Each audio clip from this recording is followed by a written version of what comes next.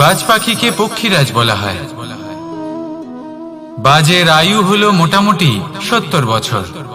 এবার 40 বছর হতে হতেই ওদের পালক লম্বা এবং ভঙ্গুর হয়ে যেতে থাকে, ঠোঁট বেঁকে যায়, ডানা ভারী হয়ে যায়, অর্থাৎ আগের মতো উড়তে পারে না, সেই শক্তি থাকে না।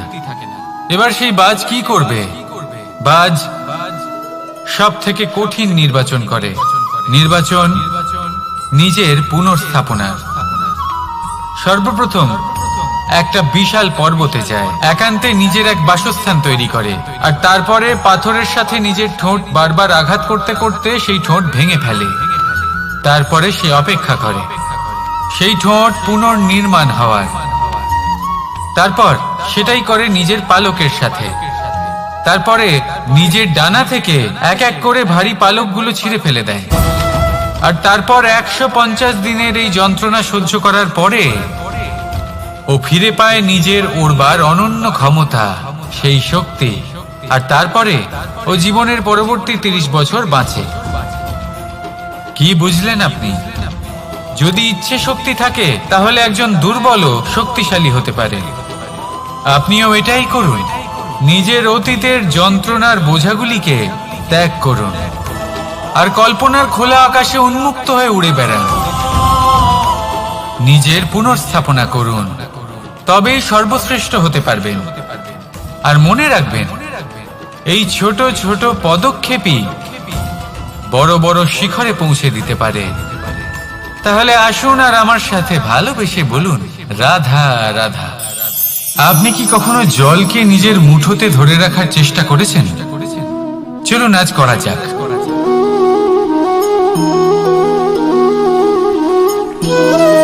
যদি আপনি নিজের মুঠো জোরে বন্ধ করেন,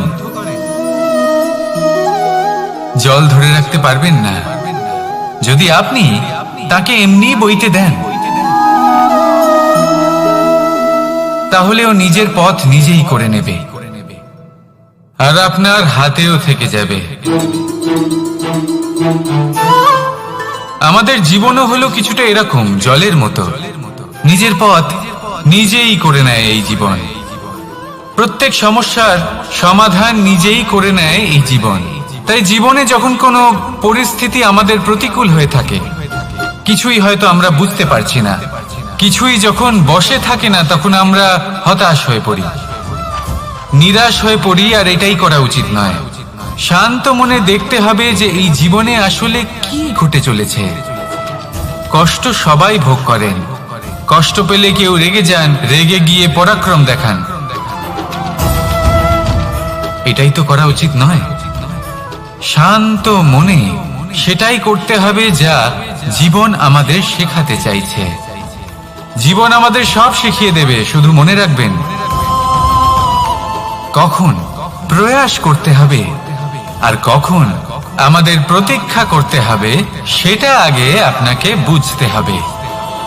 তাহলে আসুন আমার সাথে ভালোবেসে বলুন, রাধা রাধা।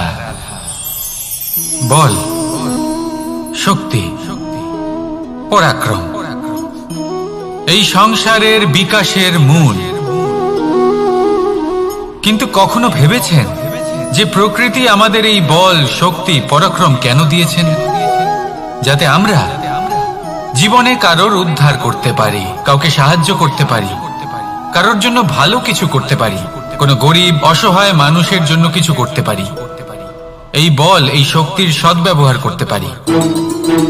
কখনো দেখেছেন এমন মানুষ যার কাছে অসীম শক্তি আছে, কিন্তু তার সাথেই অসম্ভব অহংকারও রয়েছে, যিনি নিজেকে সর্বশ্রেষ্ঠ বলে মনে করেন, খারাপ কাজও করেন। আপনি দেখবেন প্রকৃতি এবং মানুষ তাকে ভাঙতে সর্বদা চেষ্টা করেন। মনে রাখবেন, যতই সুবিশাল পর্বত হোক না কেন, তা যদি পথে পড়ে, তাকে ভেঙে পথ প্রশস্ত করা হয়। যদি আপনার কাছে বল থাকে, শক্তি থাকে, পরাক্রম থাকে, তাহলে তার সদ্ব্যবহার করুন, কাউকে সাহায্য করুন, কাউকে রক্ষা করুন। যদি আপনি আপনার শক্তির দুর্ব্যবহার করেন, তাহলে মনে রাখবেন আপনি নিজের বিনাশ নিজেই আমন্ত্রণ করছেন। এবার বল অর্জন করার পরে, শক্তি অর্জন করার পরে আপনি নিজেকে বিনাশ করতে চান নাকি এই সংসারের উদ্ধার করতে চান? সিদ্ধান্ত আপনার। রাধা রাধা। মানুষ আর ধন, এই দুইয়ের মধ্যে সম্পর্ক খুব ঘনিষ্ঠ। ধন হলো সেই শক্তি যার ব্যবহার মানুষ করে থাকে সাংসারিক বস্তু ক্রয় করার জন্য, নিজের জীবন যাপন করার জন্য। আর মানুষ হলো সেই শক্তি যারা ধনকে গুরুত্বপূর্ণ করে তোলেন। এবার একটা কথা বলি, ব্যবহার করা উচিত ধনকে আর ভালোবাসা উচিত মানুষকে। এটা বেশিরভাগ মানুষই বোঝেন না। মানুষ এখানেই সব থেকে বড় ভুল করে বসেন। তারা ভালোবাসেন ধনকে আর ব্যবহার করেন মানুষকে। এ হলো অনুচিত। দেখুন, আপনি একটা সূচের দ্বারা যুদ্ধ করতে পারবেন না, আর কোনো তলোয়ার দ্বারা বস্ত্র সেলাই করতে পারবেন না, তাই না?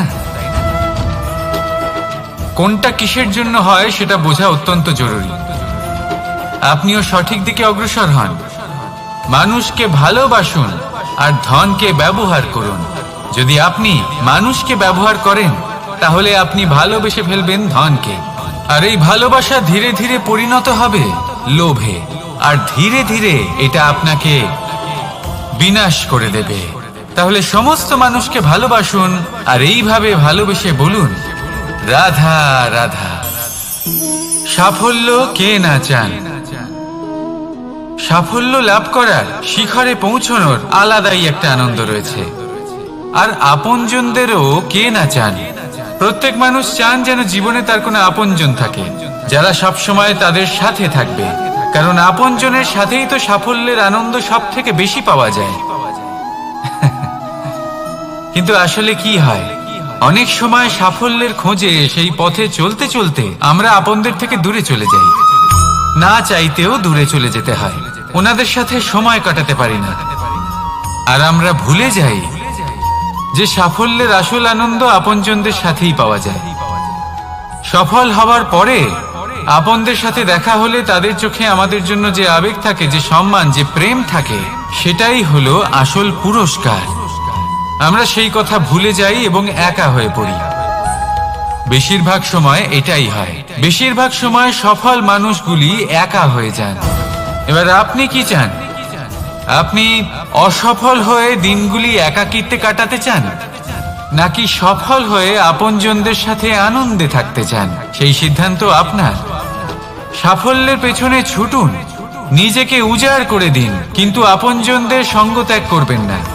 সেই আপনজন যারা আপনার সাফল্যের জন্য দায়ী, সেই আপনজন যিনি আপনার সাফল্যে আনন্দ পান, সুখ লাভ করেন, তাদের কখনো ত্যাগ করবেন না। আসুন আমার সাথে ভালোবেসে বলুন, রাধা রাধা। ভগবান আর ভক্ত যখন এক আকার হয়ে যায়, যখন ভক্ত তার ভগবানের প্রতি এবং নিজের জীবনের উদ্দেশ্যের প্রতি সম্পূর্ণরূপে সমর্পিত হয়, তখন জন্ম নেয় ভক্তি। এই সংসারের সমস্ত আশা হয়তো আপনার সঙ্গ ত্যাগ করে দিতে পারে, তখনও ভক্তি সাথে থাকবে। ভক্ত আর ভগবান যখন এক আকার হয়ে যায়, তাদের মধ্যে কোনো পার্থক্য থাকে না। তারা এক হয়ে যায়, এক ব্যক্তিত্ব, এক অস্তিত্ব। সেই জন্য কখনো জীবনে যে কোনো রূপেই, যে কোনো প্রকারেই, যে কোনো ঈশ্বরকে মান্য করুন।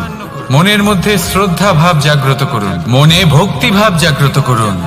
এই সমগ্র সংসারে সব কিছু আপনাকে ছেড়ে চলে গেলেও তখনও এই ভক্তি শুধুমাত্র আপনার উত্থান ঘটাবে।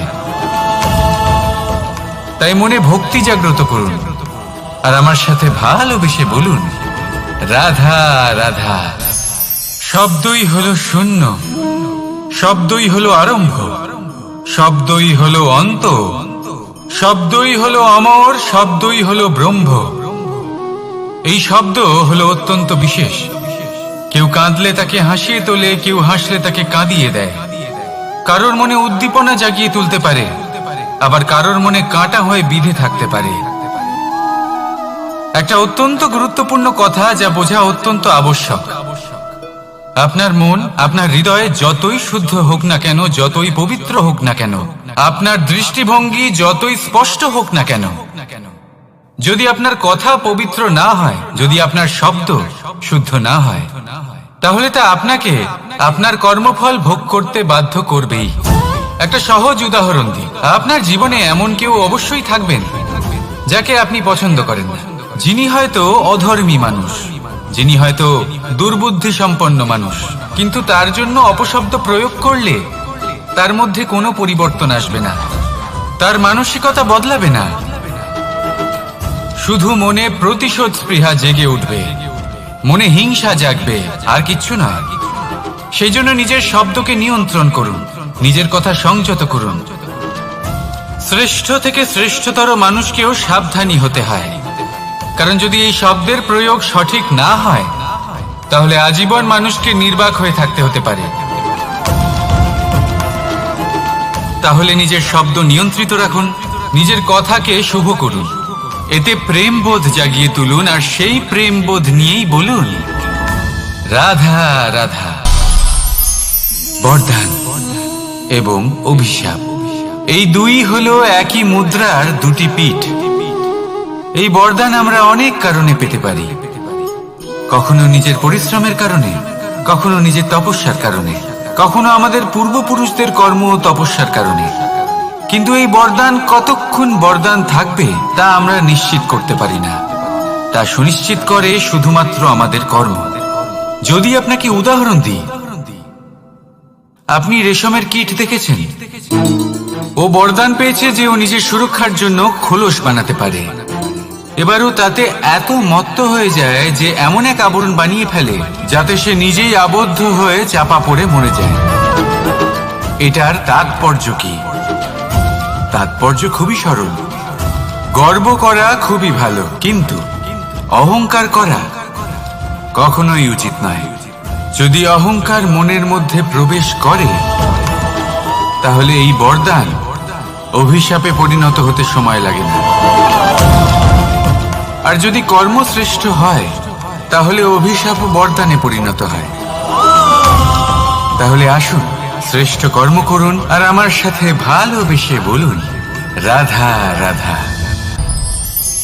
সুখ, দুঃখ, মৃত্যু, মহামারী, এগুলো কখনো বলে আসে না, আবার জিজ্ঞাসা করেও আসে না। এমনই হয় দ্রুত ক্রীড়ার এই খেলায়। এক কারাগারের মতো, একটা মাকড়সার জালের মতো। যেমন একটা মাকড়সার জাল একটা পোকাকে নিজের দিকে আসতে আকর্ষিত করে, নিজের চমকের দ্বারা, নিজের গঠন দ্বারা।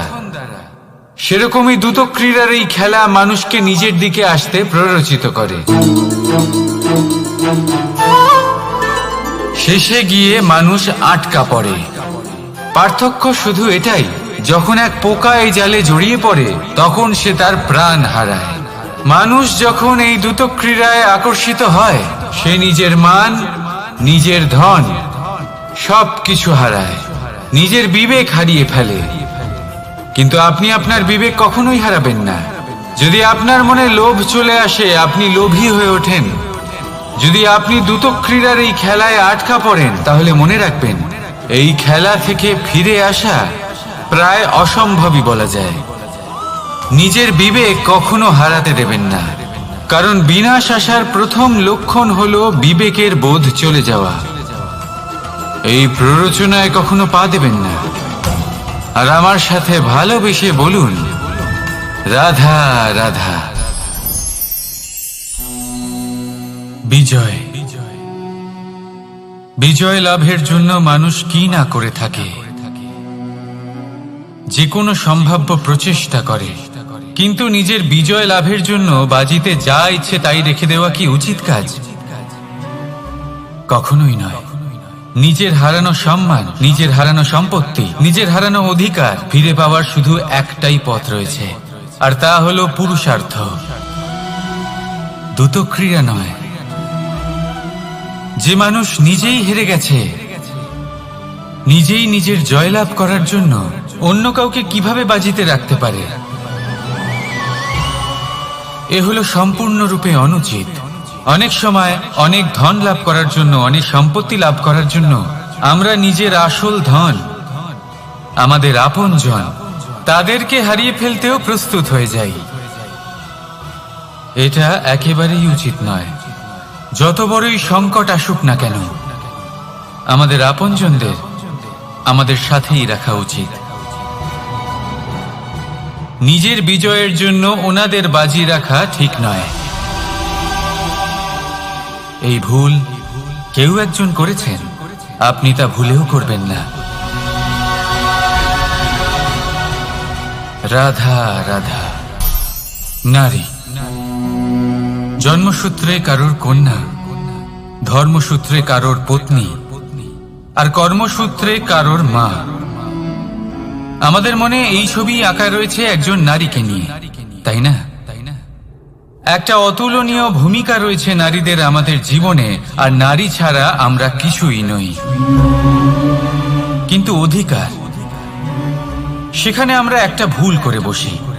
যখন নারী একজন কন্যা থাকে, যখন সে জন্ম নেয়, তখন তার ওপর অধিকার থাকে তার পিতার।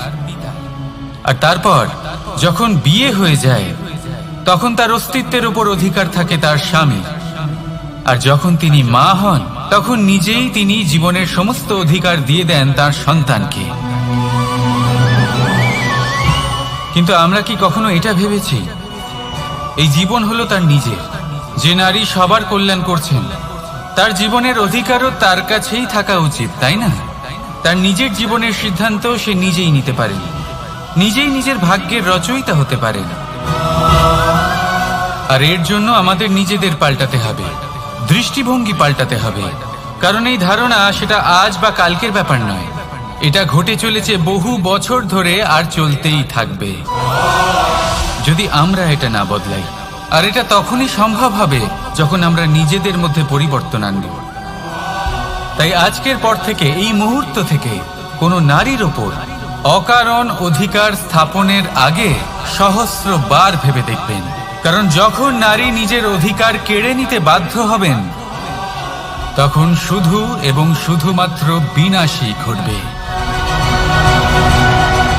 রাধা রাধা।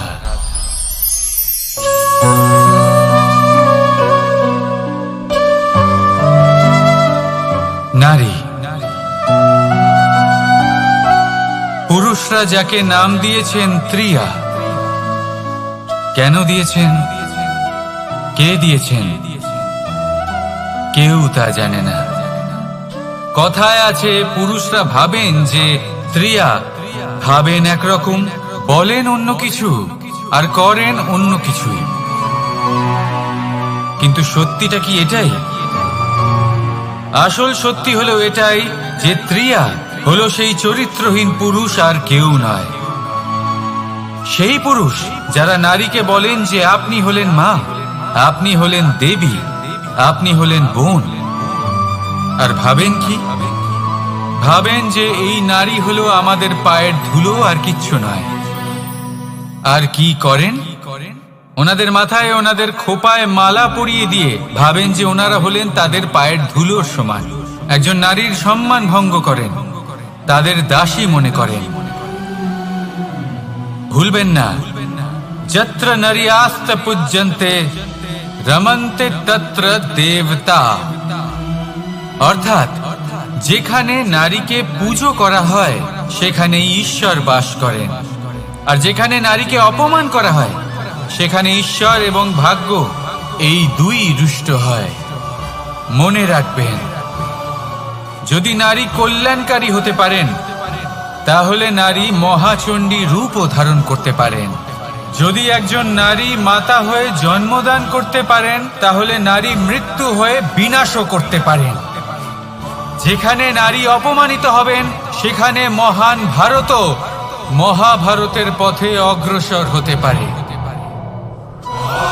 তাই মনে রাখবেন, নারীর অপমান যেন কখনোই না ঘটে। আর যদি কোথাও নারীর অপমান হয়, তার অর্থ হলো আপনার বিনাশ আপনার দিকেই আসছে। আর এটা হলো তার প্রথম পদক্ষেপের প্রথম পদধ্বনি। রাধা রাধা। যদি সন্তান কোনো দুষ্কর্ম করে তাহলে সেই অপরাধ শুধু কি সেই সন্তানের? না, যদি সন্তান দুষ্কর্ম করে তাহলে অপরাধী তার মাতা পিতাও, যারা পুত্রমোহর কারণে সেই অনুচিত কাজে তাকে বাধা দেননি। অপরাধী হলেন তার পিতামহ, যিনি নিজের কর্তব্যবোধের কারণে নিজের পরিবারের যত্ন নেননি, যিনি সন্তানকে কখনো শাস্তি দেননি। অপরাধী হলেন তার সেই গুরুও, যিনি নিজের শিষ্যের সেই দুষ্কর্ম দেখেও তাকে প্রতিহত করতে পারেননি। একজন হবু রাজার কর্তব্য হলো নিজের প্রজার কাছে সে যেন এক উদাহরণ প্রস্তুত করতে পারে, কিন্তু যদি এত অনুচিত উদাহরণ প্রস্তুত হয়ে থাকে তাহলে মা বাবার, বাড়ির বয়োজ্যেষ্ঠদের কর্তব্য হলো ওনারা যেন সেটা সেখানেই থামায়, হয় ভালোবেসে নয়তো শাস্তি দিয়ে। যদি না থামানো হয় তাহলে মহাভারত অবশ্যম্ভাবী। অনেক ব্যক্তির মনে একটা প্রশ্ন জাগে আমাকে আর রাধাকে নিয়ে।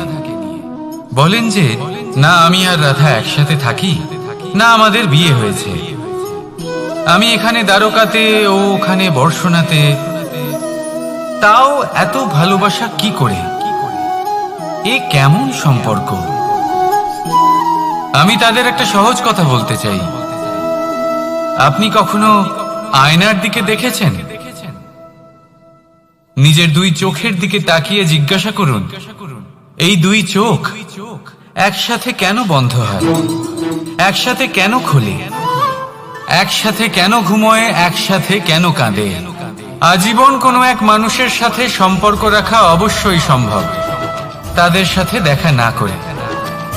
আমার আর রাধার ভালোবাসাও কিছুটা এরকমই, আর কিছুটা এরকমই হয় ভালোবাসা দুই নয়নের মতো, যারা কখনোই মিলিত হবে না কিন্তু চিরকালের জন্য একসাথে জুড়ে থাকবে। এই অনুভূতি নিঃস্বার্থ হয়, আর এই নিঃস্বার্থ ভালোবাসা আপনাকে আনন্দের পথে অগ্রসর করে। জীবনে সবসময় নিঃস্বার্থভাবে ভালোবাসুন, শুধুমাত্র আনন্দই পাবেন।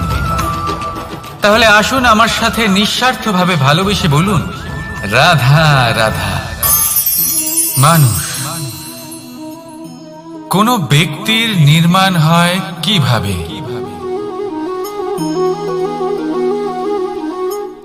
কেউ বলবেন পঞ্চতত্ত্বের দ্বারা, কেউ বলবেন আত্মা, দেহ ও চেতনার দ্বারা, কেউ বলবেন ঈশ্বরের কৃপার দ্বারা, তো কেউ বলবেন এই প্রকৃতির পরীক্ষার দ্বারা। না, মানুষের নির্মাণ হয়ে থাকে বিশ্বাস দ্বারা। ব্যক্তি তখনই গড়ে ওঠেন যখন ব্যক্তিত্ব থাকে, ঠিক কিনা? আর ব্যক্তিত্ব তখনই হবে আর সেরকমই হবে যেরকম বিশ্বাস আপনি নিজের উপরে রাখবেন।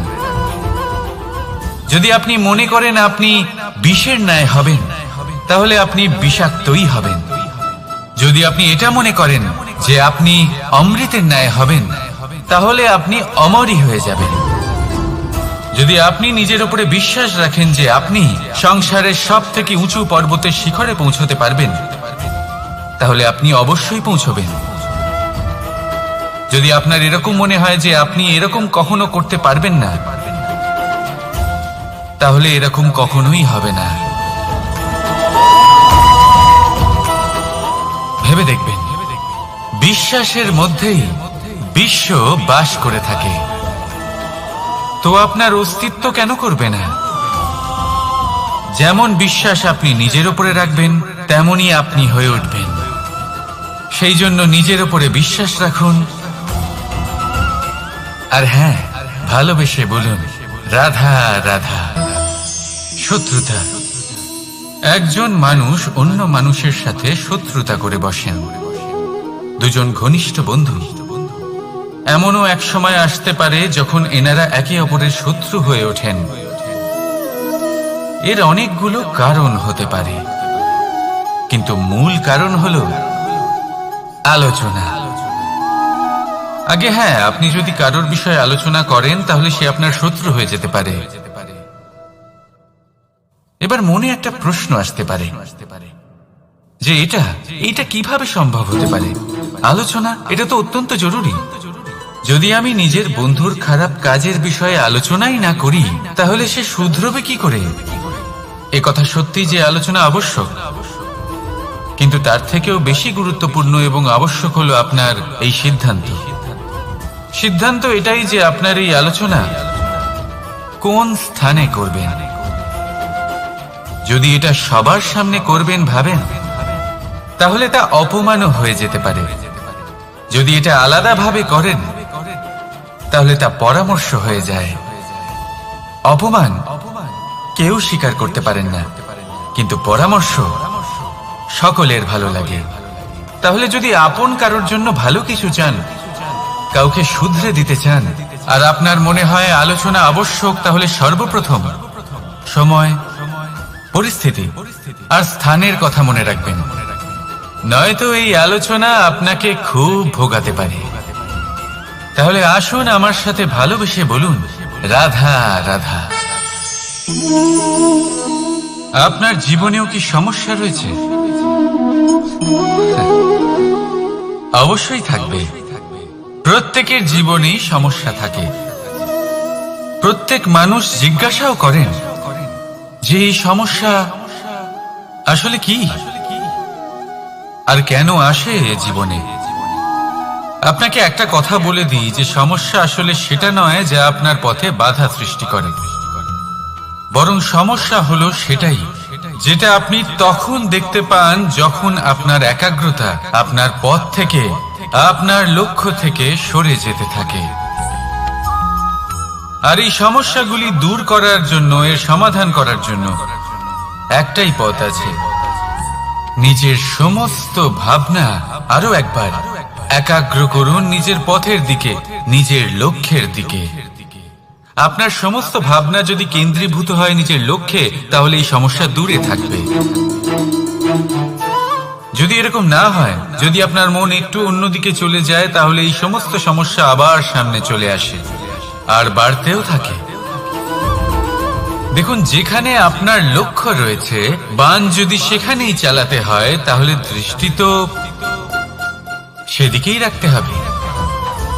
তবেই তো আপনি সেই লক্ষ্য ভেদ করতে পারবেন। সেই জন্য মনে রাখবেন, সর্বদা লক্ষ্য রাখবেন নিজের পথে, সেই পথেই সামনে এগোতে থাকুন নিজের লক্ষ্যের দিকে। আপনি যত সামনে এগোতে থাকবেন এই সমস্যা তত পিছিয়ে যাবে। তাহলে আসুন আমার সাথে ভালোবেসে বলুন, রাধা রাধা। এই পাখিরা সত্যি খুব সুন্দর, আমার খুব ভালো লাগে। আপনি নিশ্চয়ই শুনে থাকবেন যে কিছু পাখির কাছে ডানা অবশ্যই থাকে, কিন্তু উড়তে পারে না। তারা চায় উঁচু আকাশে উড়ে বেড়াতে এবং মেঘেদের সাথে কথা বলতে, করতেই পারে না। এবার এই সংসারেও পাওয়া যায় ঘুড়িও। এদের মধ্যে না জীবন আছে, না প্রাণ আছে, আর না আছে ডানা, কিন্তু এরা আকাশের সাথে কথা বলে, হাওয়ার বেগের সাথে কথা বলে, আনন্দ করে, উৎফুল্ল হয়ে ওঠে। আকাশে জীবনের কিছু মুহূর্ত কাটায়। তার কারণ কি হতে পারে? কারণ হলো সুতো। এই সুতো যদি সঠিক হাতে থাকে, তাহলে এই কাগজের তৈরি ঘুড়িও আকাশের উচ্চতায় উড়ে বেড়াতে পারে। এবার এই সুতো আসলে কি? এই সুতো হলো আসলে ভালোবাসা। এই সুতো হলো আসলে বিশ্বাসের। আর এটা আপনি দিয়ে থাকেন তাদের হাতে যাদের আপনি বিশ্বাস করেন, যাদের আপনি নিজের সর্বস্ব দিয়ে দেন।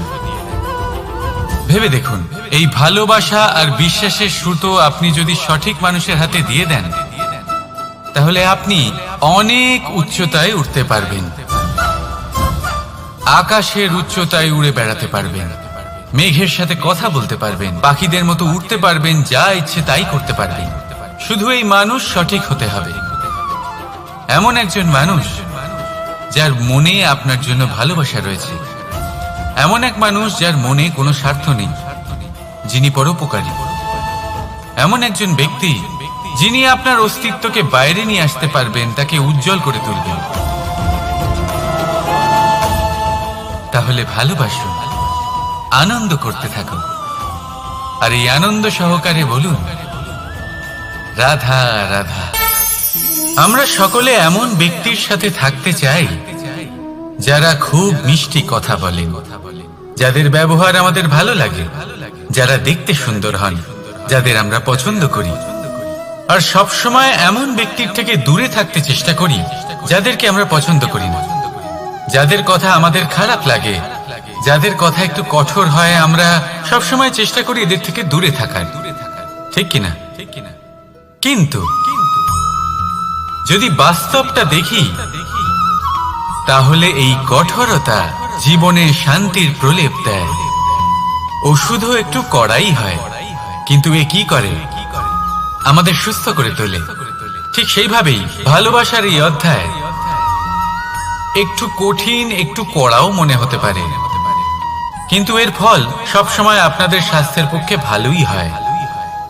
সেই জন্য যদি কেউ আপনার নিন্দে করে, আপনাকে কড়া কথা শোনায়, আপনার ব্যাপারে আলোচনা করে, তার মানে এটা নয় যে সে আপনার শত্রু। হতে পারে তিনি আপনার বন্ধু হন, আপনার জন্য ভালো চান, আপনাকে শুধরে নিতে চান, আপনার মধ্যে কোনো পরিবর্তন দেখতে চান। সেই জন্য কখনো কারোর কথা শুনে বা কাউকে দেখে প্রাথমিকভাবে এই সিদ্ধান্ত নেবেন না যে তিনি আপনার শত্রু হন নাকি আপনার বন্ধু হন। এমনও শত্রু হয়ে থাকেন যে গুড়ের মতো মিষ্টি মিষ্টি কথা বলে আসলে আপনাকে বিষ পান করিয়ে দেবেন। আর এমনও বন্ধু থাকেন যারা আসলে নিমের মতো কড়া কথা বলেন, কিন্তু আপনাকে অমৃত পান করান। এদের মধ্যে পার্থক্য করতে জানতে হবে, কে আসলে শত্রু হন আবার কে আসলে মিত্র হন। এই পার্থক্য যখন আপনি করতে শিখবেন, তখন আপনি এই সংসারের সব থেকে সুখী প্রাণী হয়ে উঠবেন। এই পার্থক্য বোঝা সহজ নয়, কিন্তু অবশ্যই আবশ্যক। রাধা রাধা। অসুখ। এমন কোনো মানুষ আছেন এই সংসারে যার অসুখ করে না? প্রত্যেক মানুষ কখনো না কখনো অবশ্যই অসুস্থ হয়েছে, তার এই শরীর রোগের শিকার অবশ্যই হয়েছে। এবারে দেখুন, এই রোগ আসে আবার এই রোগ চলেও যায়, কিন্তু সেই রোগ আমাদের কষ্ট দিতে কেন সক্ষম হয়? কারণ হলো স্বচ্ছতা। যদি এই স্বচ্ছতা শরীরে না থাকে, তাহলে মানুষকে শারীরিক কষ্ট পেতেই হবে। ঠিক সেইভাবেই অত্যন্ত প্রয়োজনীয় হলো এই স্বচ্ছতা যেন মনেও থাকে। যদি এই স্বচ্ছতা মনে না থাকে, তাহলে মানুষ চারিত্রিকভাবে কষ্ট সহ্য করেন। এবারে নিবারণ কি হতে পারে? বড়ই সহজ এর উপশম। যদি রোগ শরীরে হয়, তাহলে সর্বপ্রথম স্বচ্ছতা বজায় রাখতে শিখুন, এই শরীরকে পরিষ্কার রাখতে শিখুন। বিচক্ষণতার সাথে এই রোগের সম্মুখীন হন, ভয় পাওয়ার কোনো দরকার নেই। ব্যায়াম করতে থাকুন, সব ঠিক হয়ে যাবে। সেইভাবেই যদি এই অসুখ মনে হয়, তাহলে কি করা যায়? সর্বপ্রথম তার আধারের উপরে নজর দিন। আপনার এই আধারই হলো আপনার আহার। যা আপনি আহার করবেন, সেরকমই মানুষ হয়ে উঠবেন। সেইভাবেই আপনি যেরকম ভাবেন, সেরকমই মানুষ হয়ে উঠবেন। সেই জন্য নিজের ভাবনাকে শুভ করুন, নিজের দৃষ্টিভঙ্গিকে শুভ করে তুলুন, সবকিছু সঠিক হবে।